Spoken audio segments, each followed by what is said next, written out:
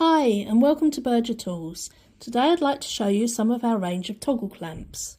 We have a wide range available, all on our website, which is in the link below. We have different types, we have different strengths, we have different sizes, and we have different materials such as steel or stainless steel. But today I've picked out a few examples and I would like to show you what a toggle clamp is and what it's used for. So if I start with this example, this is GN810 and it's a vertical toggle clamp. Toggle clamps are used in aeronautical and automotive industries and electronics and any other industry where you need to hold a workpiece still and steady while you are working on it. So it might need to be held while you are drilling or while you are welding, and these clamps allow you to do that very firmly and securely. And it also keeps your hands free, so that makes work easier for you. They are very simple to use and they don't actually need a lot of effort for the operator to apply a strong force.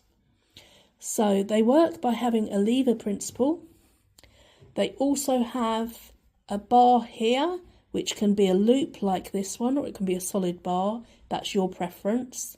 And the ones with a loop can hold a spindle such as this, or it can hold your own tooling. This spindle has a soft neoprene rubber tip which allows it to hold something in place that might otherwise have been damaged by scratching it or damaging a polished surface, so this protects the surface. So this would be screwed into place on your jig, and then when the lever is moved it locks into place and holds your workpiece very securely. Now there's lots of different types, all for different applications. So there is one here which is exactly the same but has a horizontal working manner. This one here is GN820. It's only a very small one, but it does give you an idea of the different sizes that are available. This here, this is GN810.1. It has a slightly different method of attachment, but this is a heavy duty one. And you can see it works in exactly the same way.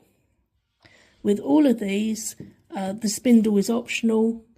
This one here is GN840. This is a plunger clamp.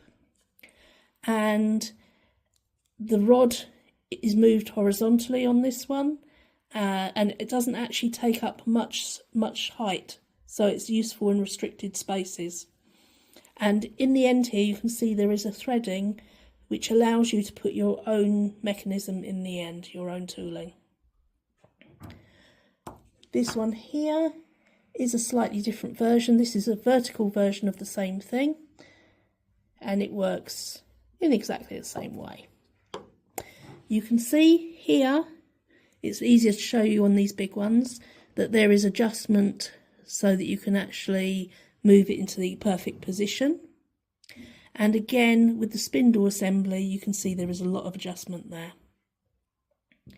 The last one I have to show you is I have a couple of locking versions. So this one here, this is GN810.4. and this is a vertical toggle clamp, but it can only be moved when the locking mechanism here is pressed in. You can see here that it can't be moved otherwise, and so it can't accidentally be opened or unlocked unless you choose to move it. But it's a very easy mechanism.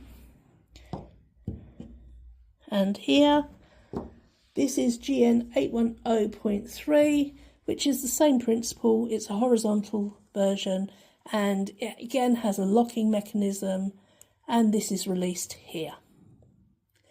So these cannot be operated accidentally. They have to be unlocked. So there we have a few of our toggle clamps, and I hope that this was useful. And thank you for watching.